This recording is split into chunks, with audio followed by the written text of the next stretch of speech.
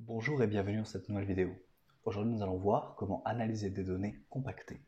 Pour cela, nous allons utiliser l'option Convertir afin d'extraire des données d'une colonne en plusieurs colonnes, puis de changer le format de données pour des cellules afin de pouvoir utiliser des recherches V ou X sur ces cellules.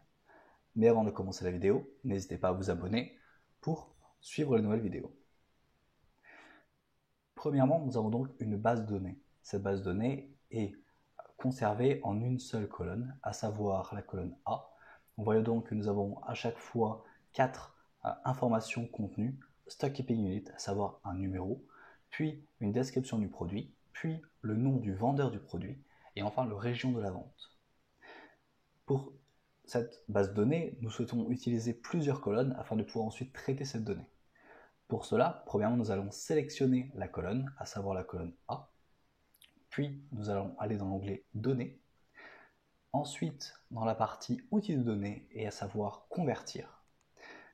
Cette fonction Convertir nous permet de faire plusieurs choses. Dans un premier temps, nous allons donc transférer une colonne en plusieurs colonnes. Dans notre cas, nous voyons que nous avons une longueur de chaque colonne qui est délimitée. C'est-à-dire qu'il y a un caractère entre chaque colonne qui va permettre de délimiter quel caractère correspond à chaque colonne.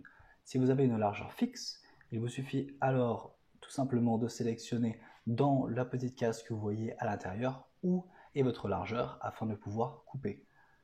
Ici, nous sommes donc dans une largeur délimitée. Je vais donc sélectionner délimité. Puis, suivant. Ici, on me demande qu'est-ce qui sépare mes données. En l'occurrence, ce n'est pas une tabulation, ni un point-virgule, ni virgule, ni un espace. Je vais donc sélectionner Autre. Et je vais sélectionner ce qui sépare mes données, à savoir un slash. Vous voyez donc en rentrant slash, automatiquement, il récupère mes données, à savoir un titre et mes premières données, le titre, mes données, le titre, mes données, le titre, mes données. J'ai donc mes 4 colonnes qui sont déjà prédistinctes. Je vais ensuite vérifier sous quel type de format est-ce que je veux sortir mes données. Vous voyez qu'ici la première colonne, je vais donc l'avoir en standard. Je peux aussi sélectionner du texte, de la date ou autre chose.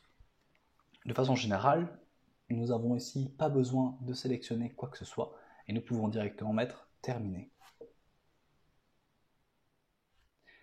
Et vous voyez maintenant en agrandissant mes colonnes que j'ai mes 4 colonnes distinctes avec mes données dans chacune des colonnes.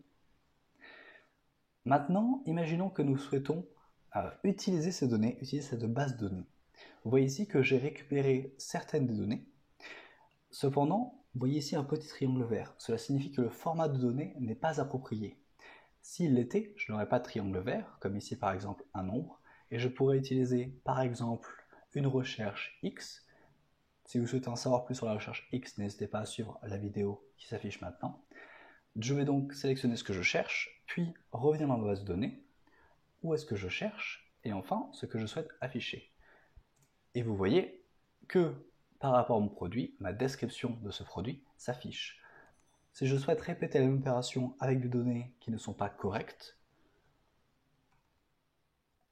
vous allez donc voir que je refais une recherche X, ce que je cherche, de la même façon, où est-ce que je le cherche, et enfin ce que je souhaite afficher. Et cela affiche une erreur, puisque le format de données n'est pas le bon.